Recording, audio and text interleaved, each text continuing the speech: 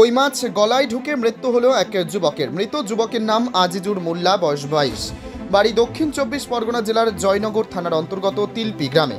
স্থানীয় পরিবার সূত্রে খবর, আজিজুর পেশায় দর্জি। দুপুরে পুকুরে গিয়েছিল মাছ ধরতে। একটা কই মাছ ধরে, প্রথমে সেটা মুখে রেখেছিল, আর একটা মাছ ধরতে গিয়ে সেই কই মাছটা গলায় ঢুকে যায়। তখনই যন্ত্রণায় কাতরাতে থাকে আজিজুল। তড়িঘড়ি স্থানীয় বাসিন্দারা জানতে পারলে তাকে নিয়ে বারুইপুর মহকুমা হাসপাতালে আসে। চিকিৎসকরা চিকিৎসা শুরু করলে শেষ রক্ষা হয়নি আজিজুরের।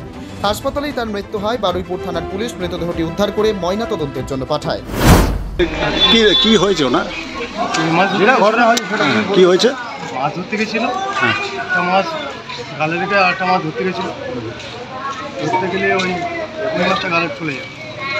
হসপিটালে কি মাছ ছিল ওটা? কই না, ওকে এই কি হাত দিয়ে মাছ ধরতে গেছিল? কোথায়? পুকুরে? কোথায় ঘটনাটা কোথায় হয়েছে? ওই পারে কোথায়?